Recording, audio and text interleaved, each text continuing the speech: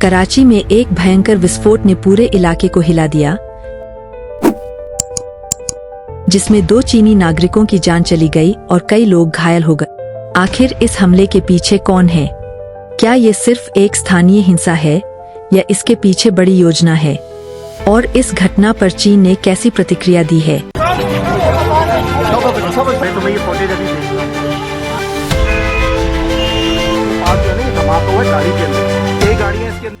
आज के इस वीडियो में हम जानेंगे कि कराची एयरपोर्ट के पास हुए इस आतंकी हमले के बाद चीन और पाकिस्तान के रिश्तों पर इसका क्या असर हो सकता है और इस घटना के बाद की स्थिति कैसी है। रविवार की रात कराची के जिन्ना इंटरनेशनल एयरपोर्ट के पास एक जबरदस्त विस्फोट हुआ। यह हमला उस समय हुआ जब चीनी नागरिकों का एक काफिला, जिसमें इंजीनियर्स और अन्य स्टाफ शामिल थे, गुजर रहा था। यह काफिला port Qasim electric power company के कर्मचारियों को लेकर जा रहा था।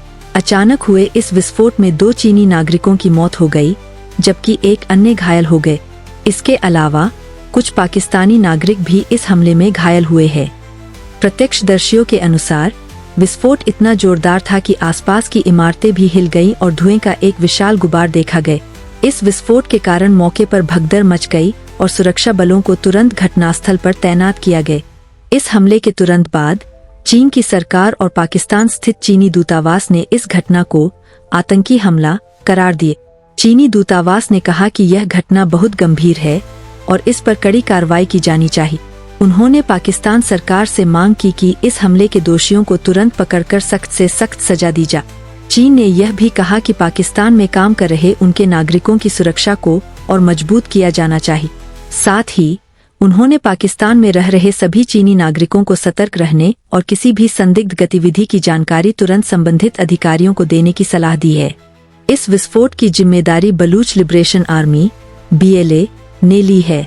इस आतंकी संगठन का कहना है कि यह हमला उन्होंने चीनी नागरिकों को निशाना बनाकर किया था। BLA बलूचिस्तान की स्वतंत्रता के लिए लड़ रही एक अलगाववादी संगठन है, जो अक्सर विदेशी नागरिकों और पाकिस्तानी सुरक्षा बलों पर हमले करती रहती है। बलूचिस्तान पाकिस्तान के दक्षिण पश्चिम में स्थित है और अफगानिस्तान और ईरान से सटा हुआ है। यह इलाका लंबे समय से राजनीतिक अस्थिरता और हिंसा का शिकार रहा है। इस इलाके में चीनी परियोजनाएं भी चल रही है, जो अक्सर BLA के निशाने पर रहती है। पिछले कुछ महीनों में BLA ने कई बड़े हमले किए हैं, जिसमें दर्जनों लोगों की जान गई है। अगस्त में हुए एक हमले में 70 से ज्यादा लोग मारे गए थे। इस बार उनका निशाना चीनी नागरिक थे, जो पाकिस्तान में चल रही विभिन्न विकास परियोजनाओं में काम कर रहे थे।